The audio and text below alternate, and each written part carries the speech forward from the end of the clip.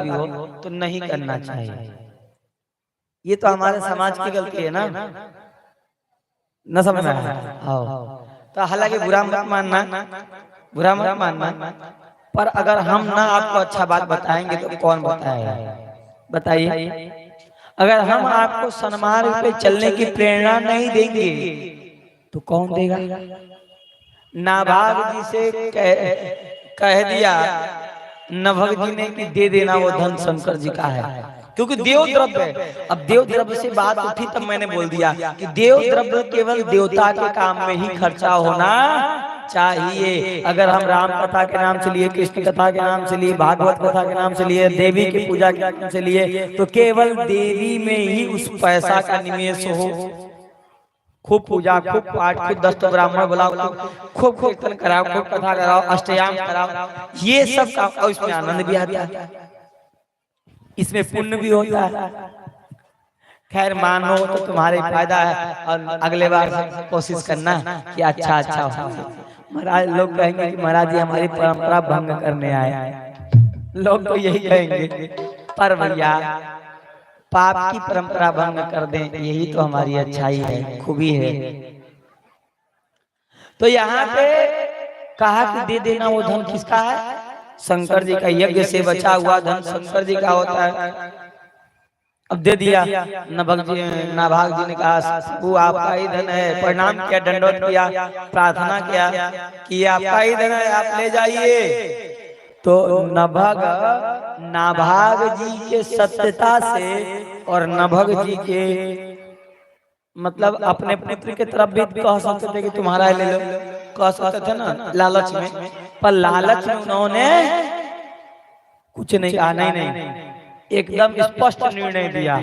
इस स्पष्ट निर्णय से, न्याय से शंकर जी प्रसन्न हो गए और शंकर जी ने कहा वाह नाभाग जी को ये धन मिलना चाहिए, अब तुम ये धन लेके जाओ, क्योंकि तुम्हारे पिता ने धर्म का आचरण किया है, निर्णय सही दिया है। देखो व्यास गद्दी पे बैठकर अगर गुरु निर्णय सही न देना तो वो भी पाप की भागीदारी होता है। हरहि शेष धन शोक न हरहि, सो गुरु घोर नरक महु परहि। समय शिष्य का धन हरण कर ले,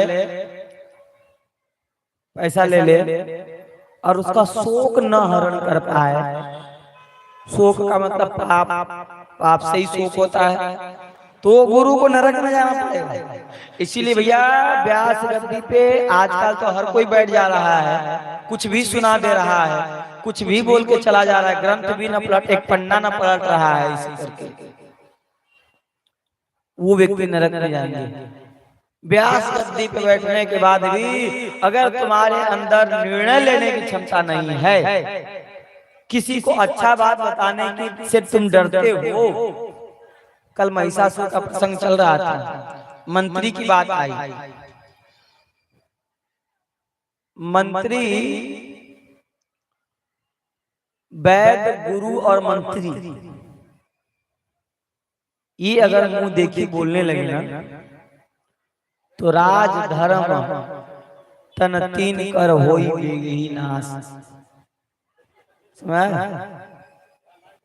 राज धर्म तन तीन कर, अगर वैद्य मुंह देखी बोलेगा तो शरीर का नाश।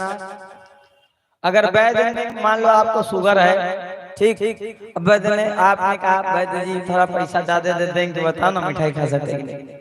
वैद्य जी को लालच आ गया तो वैद्य जी कहेंगे हाँ खा सकते हो, क्यों नहीं खा सकते, खाओ खाओ अच्छे से खाओ। अब वैद्य जी को तो मरना नहीं है, मुंह देख के अगर वैद्य कह दे खाओ, या डर के मारे कह दे कि अगर इसको कहें कि ना खाओ तो दोबारा ना आएगा, इस बात से डर के मारे कह दे तो उस शरीर का नाश हो जाएगा।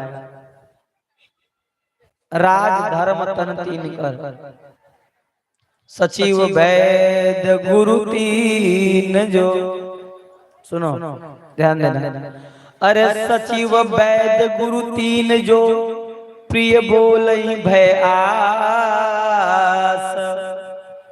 तो राज धर्म